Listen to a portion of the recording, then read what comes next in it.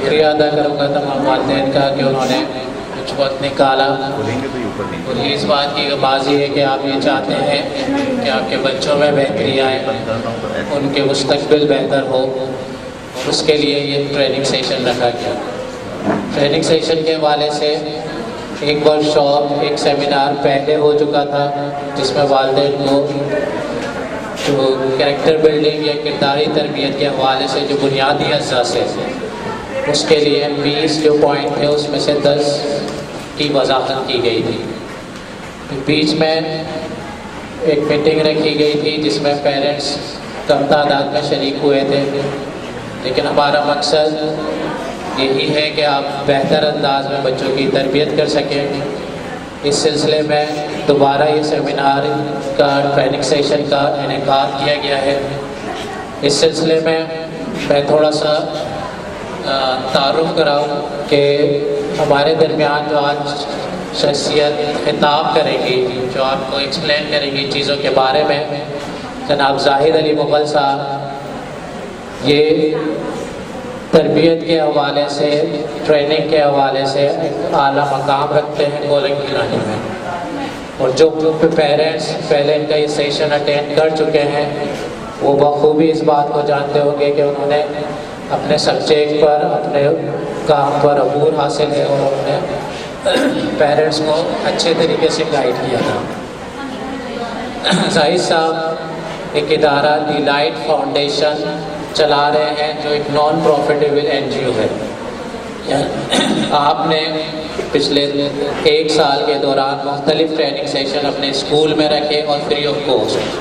यहाँ से भी बच्चे किरदार साजी के हवाले से, तरबियत के हवाले से बच्चों ने इस साल भी 2 सेशन अटेंड किए, पिछले साल भी। तो ये जाहिद साहब की का बड़ापन है कि उन्होंने अपने वक्त, कीमती वक्त में से कुछ वक्त हमारे लिए, आपके लिए निकाला। तो हम उनका शुक्रिया अदा करेंगे कि उन्होंने अपना कीमती वक्त निकाला है। और मुझे उम्मीद है जब आप यहाँ से जाएंगे तो आप कुछ ना कुछ सीख कर, कुछ ना कुछ जान कर ज़रूर जाएंगे। और वो जानना, सीखना, मेरी गुजारिश होगी सिर्फ यहाँ तक ना रखें, उसको आगे इस्तेमाल करें। अगर 2 घंटे की क्लास में, 2 घंटे के ट्रेनिंग सेशन में हम कोई एक बात भी सीख लेते हैं तो हमारे ट्रेनिंग सेशन का मकसद पूरा हो जाएगा। तो मैं उम्मीद करता हूँ आप ना सिर्फ समझेंगे, सीखेंगे, बल्कि जो कुछ सीखेंगे उसे अपनी ज़िंदगी में, अपने बच्चों की तरबियत में इस्तेमाल करने की पूरी कोशिश करेंगे ताकि उसका फ़ायदा हो और जाहिद साहब के जो वक्त का मकसद है वो पूरा हो जाए। तो मैं गुजारिश करूँगा जाहिद साहब से कि वो आए और अपने सेशन का बाकायदा आगाज़ करें। सर थोड़ा सा तारुफ आप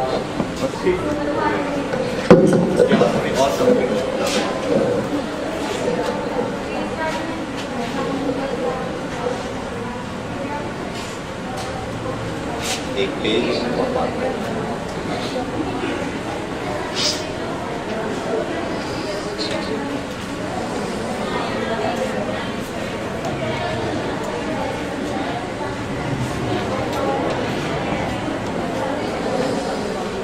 बिस्मिल्लाहिर्रहमानिर्रहीम।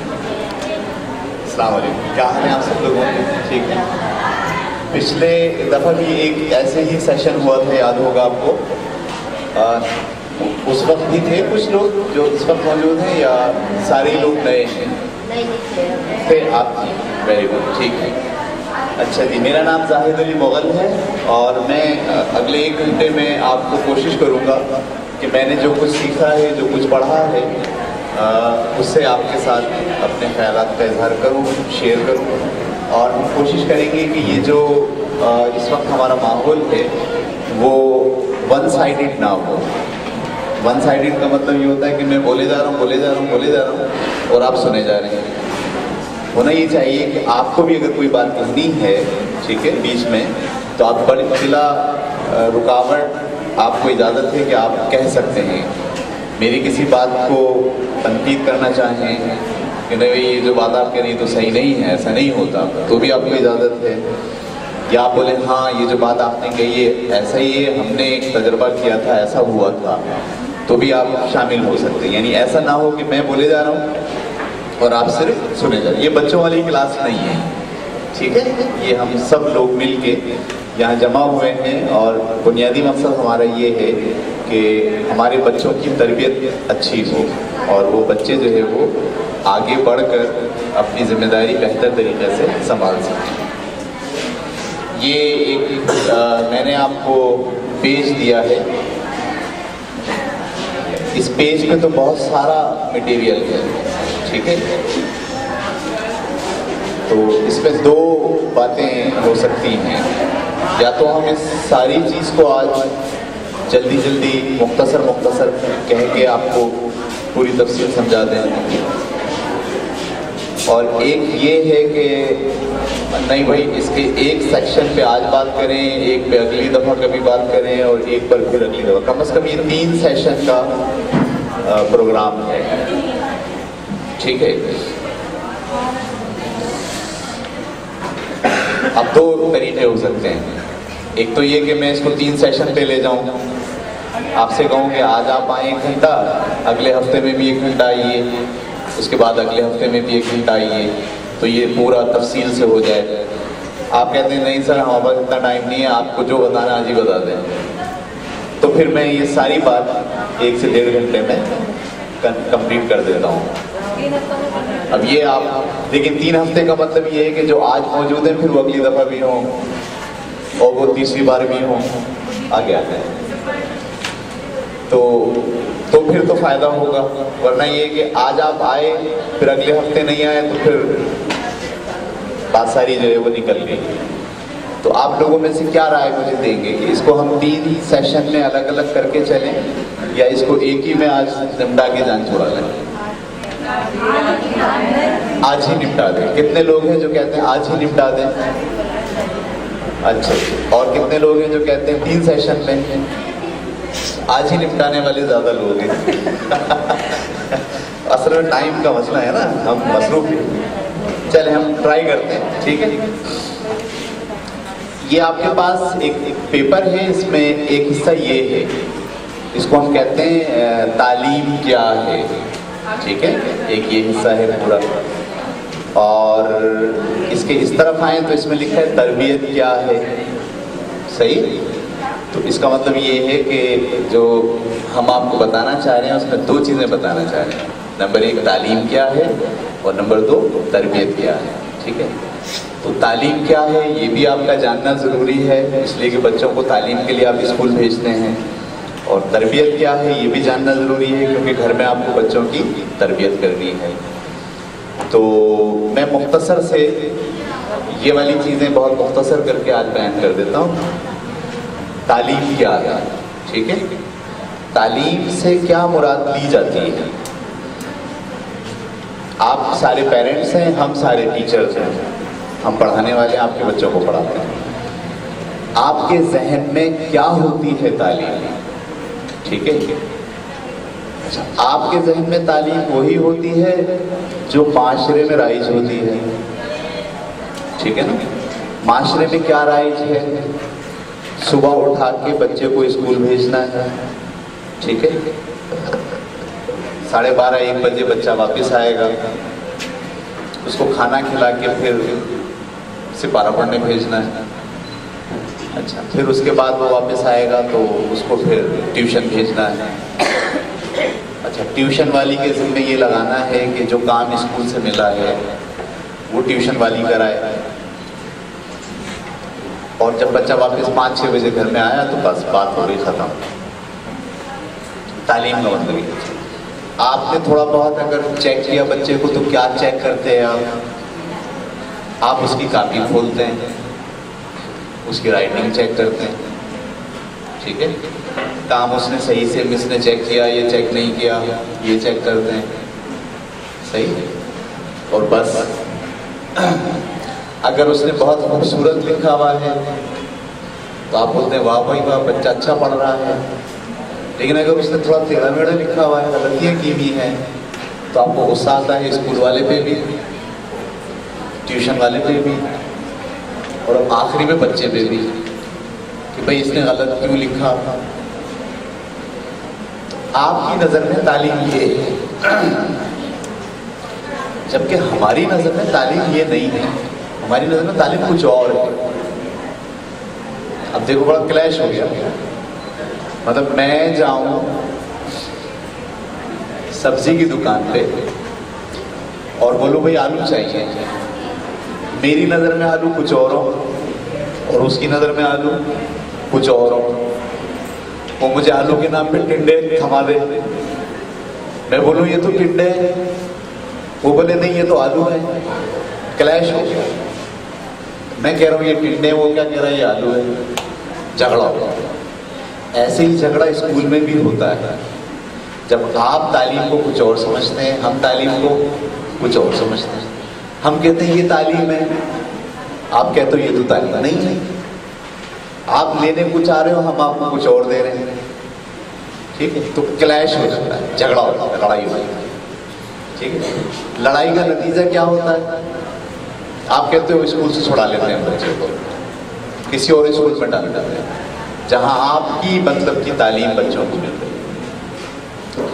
मैं यहाँ ये बताना इसीलिए जरूरी समझ रहा हूं कि आपको ये आइडिया तो हो कि तालीम क्या है, तालीम का क्या मतलब है।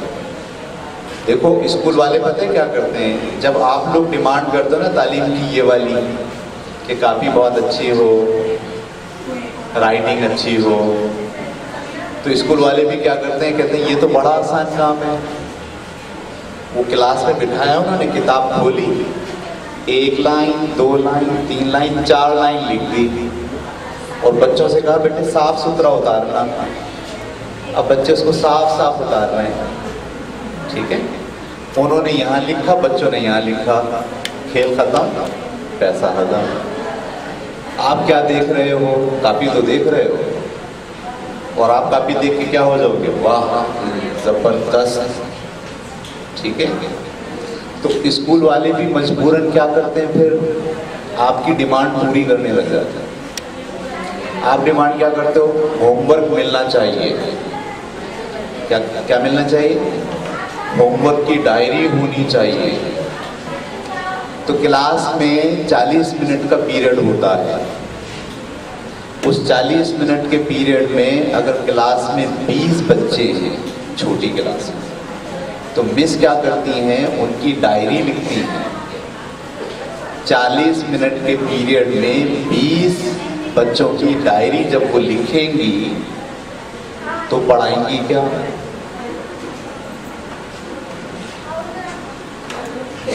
वो क्यों लिखती है डायरी? आप डिमांड करते हो, आप बोलो हमें पता ही नहीं चलेगा होमवर्क क्या है।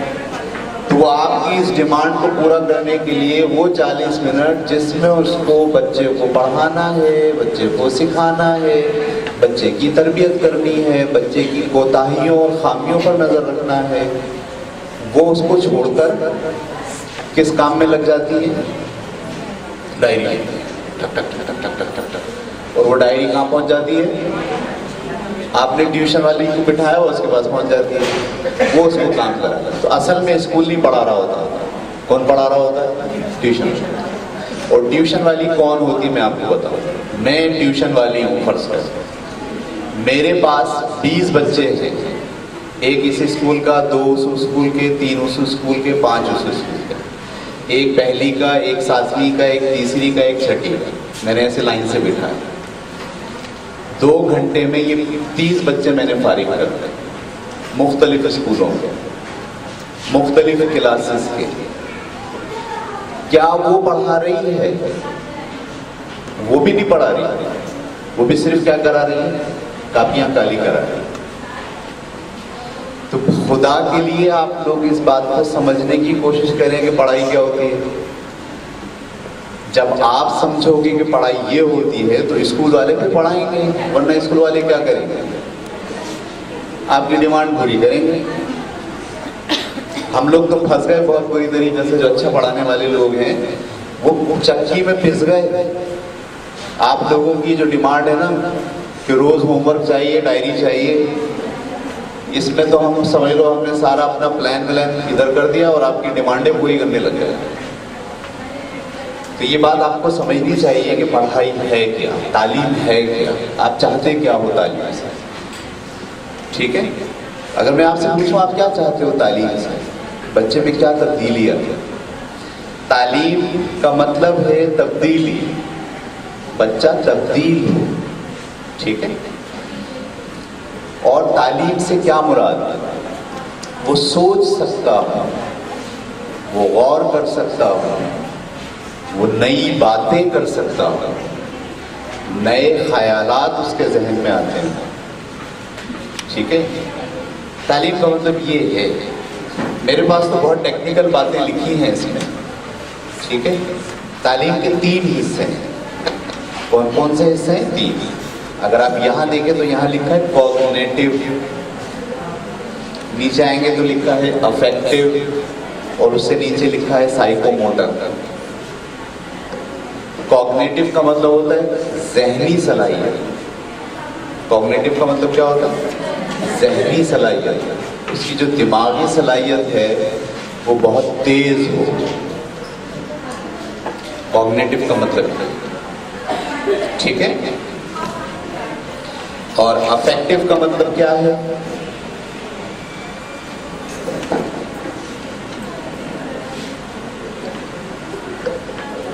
ठीक, अफेक्टिव का मतलब होता है अखलाक, ऐसे समझें, तरबियत, ऐसे समझें। और नीचे जो लिखा साइकोमोटर, तो साइकोमोटर का मतलब होता है जिस्मानी हरकत। मैं बोलूँ जीभ बनाए तो बहुत खूबसूरत जीभ बनाए, मैं बोलूँ ये जो पाना है इसे नट कस दे, तो उसकी जो मूवमेंट है ना हाथ की, वो उस पाने के साथ चले। मैं बोलूँ ज़रा यहाँ से दौड़ के दिखाए, तो उसके जो मसल्स हैं ना वो उसका साथ दें, दौड़ दें। कॉग्निटिव का मतलब जहनी सलाहियत, अफेक्टिव का मतलब किरदार, अखलाक, बर्दाश्त, ठीक है, एहतराम। और साइकोमोटर का मतलब ये जिस्मानी, छोटी उंगलियां उसको चलानी आती हो, मूवमेंट उसको आती हो, ठीक है। जब हम पढ़ाने बैठते हैं तो ये जो हिस्सा होता है जहनी सलाहियत का, ये होता है 70%। 70% तालीम में काम किस पर करना होता है? दिमाग पर। उसके बाद 20% काम करना होता है उसके अखलाक पर, और 10% काम करना होता है उसकी मूवमेंट पर। आप मेरी बात समझ पा रहे हैं? ज़्यादा काम किस पे करना होता है? जहनी सलाहियत, क्योंकि उसे माशरे के अंदर जाना है, टेक्निकल चीज़ें देखनी। आजकल तो बहुत हालात तेज़ हो गए, सोसाइटी बहुत तेज़ जा रही है, टेक्नोलॉजी बहुत तेज़ जा रही है, इसलिए बच्चों का ज़हीन होना बहुत ज़रूरी है। तो 70% जहनी सलाहियत बनानी है, 20% उसकी रूहानी अखलाकी सलाहियत बनानी है, और 10% उसकी जिस्मानी सलाहियत। समझ में आ रहा है? ये जो राइटिंग होती है, राइटिंग आपको पता है ये इस तीनों में कहाँ आती है?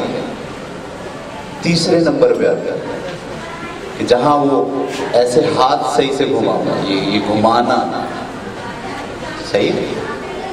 कितना परसेंट है ये? 10%। आप इसकी डिमांड करते हो, राइटिंग सही हो, राइटिंग सही है, सही है।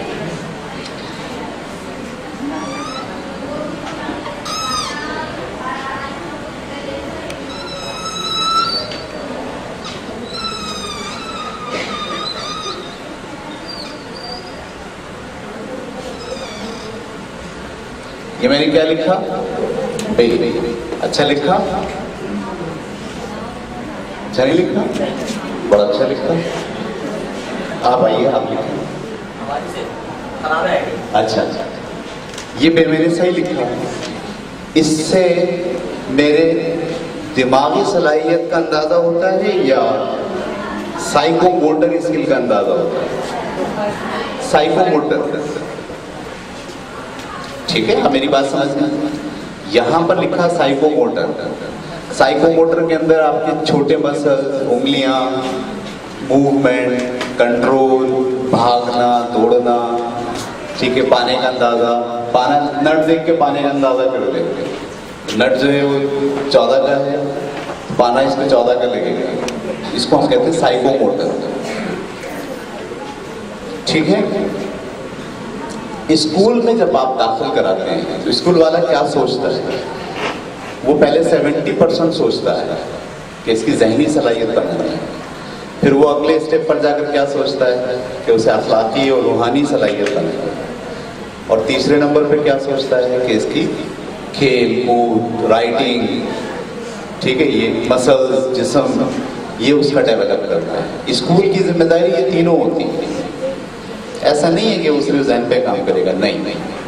तो स्कूल चाहता है कि ये तीनों चीज़ों पर काम हो, लेकिन हम बहुत फंस जाते हैं। हम अपने जो वालिदैन से जो डिमांड आती है ना, उसमें हम अटक जाते हैं और सारा टाइम हम किस में लगाने लगते हैं? ऐसी चीज़ों में जो बहुत मामूली है, और आप उस मामूली पे खुश होते हो। आप ये नहीं पूछते मेरा बच्चा ज़हीन क्यों नहीं हो रहा, उसमें सोचने की सलाहियत क्यों पैदा नहीं हो रही, वो नए ख्यालात क्यों नहीं, वो सवाल क्यों नहीं पूछता, वो सवाल क्यों नहीं उठाता। ये डिमांड आप नहीं करते। आप डिमांड क्या करते हो? सही है, आप सिर्फ डिमांड इसकी राइटिंग अच्छी होनी चाहिए बस। अगर हम राइटिंग अच्छी करा दें तो आप इतने खुश हो जाते हो, आप यकीन जानिए राइटिंग अच्छी कराना कोई मसला नहीं, कोई मसला ही नहीं है। 2 महीने की छुट्टियों में आप भेजो मेरे पास या सर के पास, उसके अलग से उनको पैसे दो, फीस 2 महीने की, बोलो ये फीस है, आप बच्चे की राइटिंग सही कराओ। 1 महीने में राइटिंग सेट हो जाएगी। और आप समझ, अच्छा राइटिंग का दौर चला गया। पहले जमाने में हाथ से लिखते थे लोग, दरखास्त लिखनी है हाथ से लिखते थे। आज राइटिंग कंप्यूटर पर आ गई है। आपको उर्दू लिखनी है वो भी लिख लीजिए, इंग्लिश लिखनी है वो भी लिख लीजिए। मैं तो देखे लिख के लाया हूँ, ये सब मेरी राइटिंग है, हाथ से नहीं लिखी मैंने, कंप्यूटर से लिखी है। जिन चीज़ों का यूज नहीं है, जो ऑब्सोलेट हो गई है, आज भी आप उन्हीं की डिमांड करते हो। पहले जमाने में नहीं थी चीजें तो लिखना पड़ता था हाथ से, अब हाथ से लिखने वाली चीजों का मामला खत्म हो गया। ठीक मेरी बात पकड़ पा रहे हैं आप लोग? तो सबसे पहले हमको काम करना चाहिए कि इस पे कॉग्निटिव पे, ज़हनी सलाहियत बनाना। ठीक है, मैं आपको ज़हनी सलाहियत की मिसाल देता हूँ।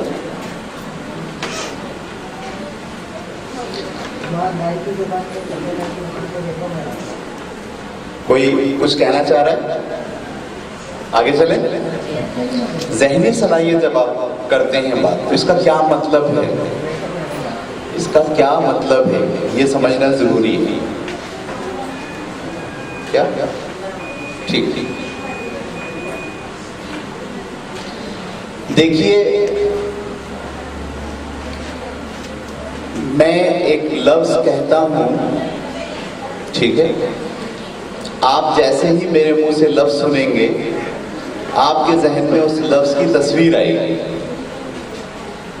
ठीक है, जैसे मैंने कहा हाथी, मैंने क्या बोला? हाथी। आपके जहन में तस्वीर आई? मैंने बोला कुर्सी, आपके जहन में तस्वीर आई? मैंने बोला साइकिल, आपके जहन में तस्वीर आई? मैं जो लफ्ज बोल रहा हूं उसकी तस्वीर जहन में आ रही है, तो ये बात आपकी समझ में आ रही है।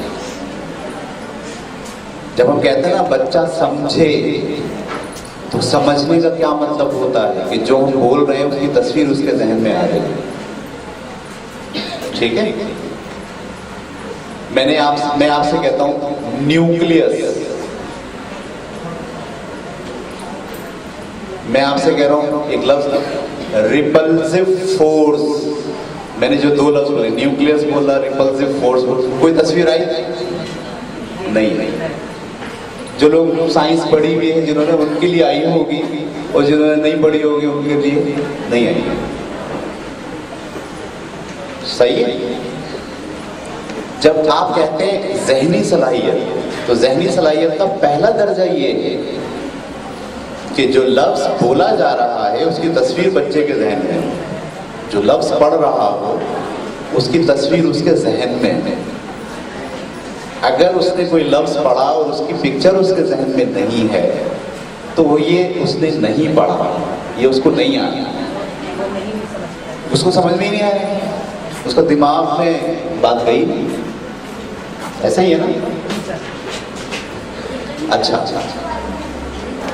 मैं एक जुमला बोलूंगा, अभी तुम लफ्ज की बात कर रहा था, मैं कर रहा हूं जुमले की बात। जब मैं एक जुमला बोलूंगा तो आपके जहन में उस जुमले की तस्वीर आएगी, ठीक है? एक सब्जी वाला गली में जा रहा है, तस्वीर जहन में आई? वेरी गुड, आ गई। उसने आवाज लगाई, आलू ले लो, टिंडे ले लो, पालक ले लो, तस्वीर आई? सही, समझ में आ रही बात? देखिए, जब जुमले भी बोले जाते हैं तो उसकी भी तस्वीर कहाँ आती है? जहन में आती है, ठीक है? ये तस्वीर आ रही है तो समझ में आ रहा है, और तस्वीर नहीं आ रही है तो समझ में नहीं है। आपको ये पता चलना चाहिए समझ में आने और ना आने का क्या मतलब है। अब मैं पूरा एक आपके सामने एक वाकया बयान करता हूँ। एक गोला गंडे वाला गली में जा रहा है, तस्वीर आ रही है? टन टन टन टन घंटा बजाते हैं। सामने के घर से ऊपर की मंजिल से खिड़की खोली और खाला ने मुंह बाहर निकाला, तस्वीर आ रही है? आ रही है? सामने तार पर दो कबूतर बैठे हैं। ये तीसरा जुमला बोला। पहला जुमला क्या? गोला गंडे वाला गली में टन टन टन टन बजाते हुए जा रहा है, पहला जुमला। दूसरा जुमला, खाला ने दूसरी मंजिल से खिड़की खोली और सर बाहर निकाला। तीसरा जुमला, सामने तार पर दो कबूतर बैठे हुए हैं। चौथा जुमला, इतने में एक सफेद रंग की कार गली में मुड़ी। इतने में एक सफेद रंग की कार गली में मुड़ी। पकड़ लिया आपने? ड्राइवर ना तजुर्बेकार है, गाड़ी का ड्राइवर, उसने खंबे में ठोक दी। समझ में आ रहा है? क्यों आ रहा है? तस्वीर आ रही है। गली के नुक्कड़ पर पठान का चाय का होटल है और उस पे गाना बज रहा है, चौधरी का चांद है तू या आफ्ताब। गाना भी अच्छा होता है। पुराने लोग बैठे ना, इसलिए पुराना गाना, मैं भी बहुत पुराना। ये सब बातें समझ में आई? गुड, दोहराते हैं इसको। पहली बात क्या थी? गोले गंडे वाला गली में दाखिल हुआ टन टन बजाते हुए। दूसरा जुमला, खाला ने खिड़की खोली और सर बाहर निकाला। तीसरा जुमला, तार में जो है वो दो कबूतर बैठे हुए। चौथा जुमला, एक कार जो है वो सफेद रंग की गली में मुड़ी, ड्राइवर ना तजुर्बेकार है, उसने खंबे में ठोक दी। अगला जुमला,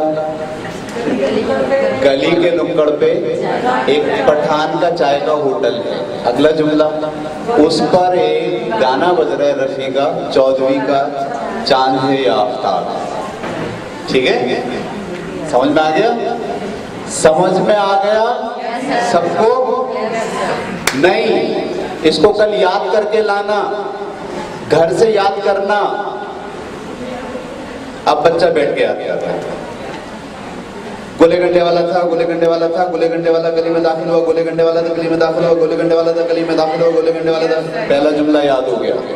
दूसरा जुमला, खाला ने ऊपर की मंजिल से सर बाहर निकाला, खाला ने ऊपर की मंजिल से सर बाहर निकाला, खाला ने ऊपर की मंजिल से सर बाहर निकाला, खाला ने ऊपर की मंजिल से सर बाहर निकाला। दूसरा जुमला याद हो गया। ये जो मैंने तुम सबको बात बताई है, इसको याद करने की जरूरत है। क्यों? इसलिए कि ये सब बात आपके जहन में तस्वीरों की शक्ल में चल रही है। मेरे घर में बच्चा जब बैठ के याद करता है तो मुझे गुस्सा आता है कि याद क्यों कर रहा भाई, क्या तूने ये समझी नहीं है बात? अगर तुमने ये बात समझ ली है तो उसे याद करने की जरूरत नहीं है। याद करने की जरूरत कब है? जब समझ में नहीं आती है बात। मैं और आप सब बच्चों को क्या कहते हैं? याद करो, याद करो, याद करो, इम्तिहान में आएगा, याद करो, याद करो। हम सब क्या कर रहे हैं? सही कर रहे हैं उसके साथ?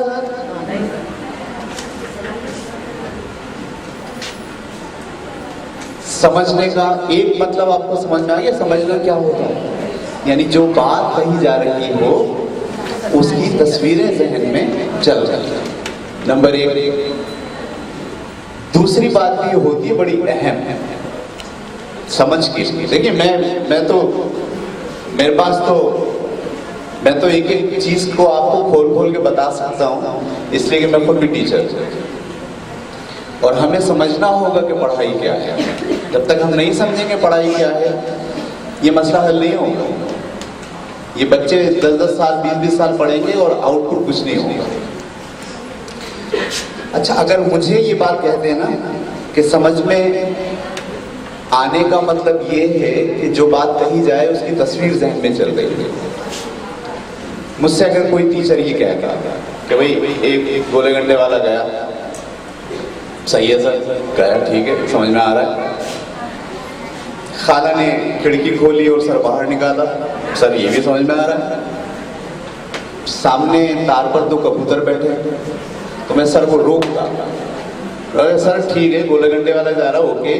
शायद इस गोला गंडा लेने के लिए खाला ने सर खोला हो, पहले जुमले का दूसरे जुमले से रब्त है, ताल्लुक है। सर ये क्या बात बोली आपने कि सामने तार पे 2 कबूतर बैठे, इसका उससे क्या ताल्लुक? फिर जैसे आपने ये जुमला बोला, अगला जुमला आपने क्या बोला? गाड़ी जा रही है और उसने ठोक दी। सर वो गोला गंडे वाला, वो खाला, वो कबूतर, इससे ये गाड़ी का क्या ताल्लुक? चलो गाड़ी तो अलग अलग, आपने फिर बोला पठान का एक होटल है जिसमें गाना। सर तस्वीरें तो बन रही हैं, लेकिन जो बात आप कह रहे हैं उसका एक दूसरे से ताल्लुक नहीं बन रहा। सर मेरी बात समझ में नहीं आ गया, मेरी बात पकड़ रहे हैं? जब आप कहते हैं ना बात समझ में आ गई या बात समझ में नहीं आई, तो उसके 2 स्टेज होते हैं। पहला स्टेज कि जो बात कही जा रही हो उसकी तस्वीरें जहन में बन रही हैं, नंबर 1। और नंबर 2 उनका रिलेशनशिप बन रहा हो। ये 2 बातें होंगी तो बात समझ में आएगी, वरना नहीं आएगी। क्लासरूम के अंदर जब हम पढ़ाते हैं खड़े होकर, तो यकीन जानिए हम टीचर ये कोशिश करते हैं कि ये दोनों बातें पैदा हों, बच्चे के ख्यालात भी पुख्ता हों और वो रिलेशनशिप भी बना रहा है। लेकिन अगर आप लोग मुझ पे ये जोर देंगे कि रोज कॉपी चेक करो बच्चे की, एक क्लास में 30 बच्चा बैठा है मेरे पास, जो होमवर्क करके लाया है वो मैं उसको चेक करूं, 40 मिनट का पीरियड है मेरे पास, 30 बच्चा है, उसकी कॉपी मंगवाऊं, उसको खड़ा करूं, चेक करूं, निशानात लगाऊं जो गलतियां उसने की हैं। 30 बच्चों की कॉपी चेक करने में कितना टाइम लगेगा बताइए जरा। इस तरह से जो आप कह रहे हो कॉपी चेक करो, एक एक लफ्ज देखो उसने सही लिखा है या नहीं लिखा है। 40 मिनट का पीरियड है मेरे पास, 30 बच्चा है मेरे पास, हर बच्चे की कॉपी सलीके से चेक करने की डिमांड है आपकी।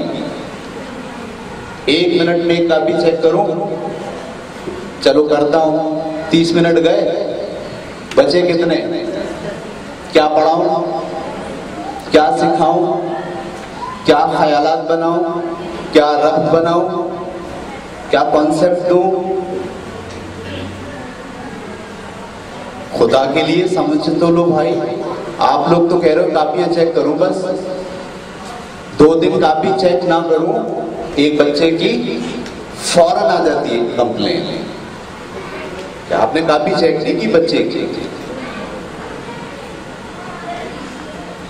ठीक है, आप मेरी बात समझ रहे हैं?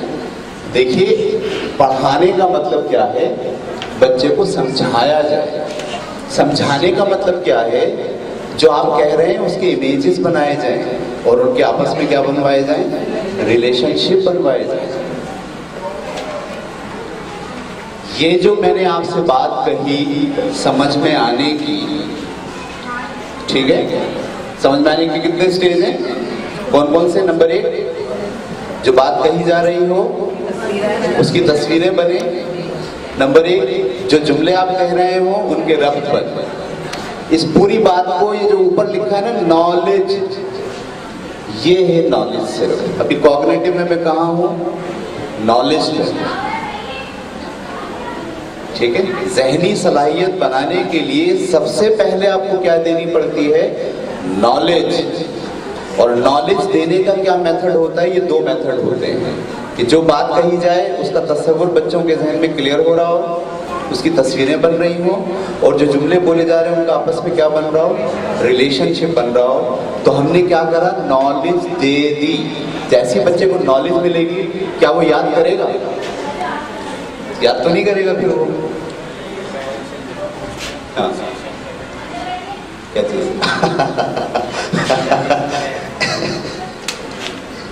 एक मिनट।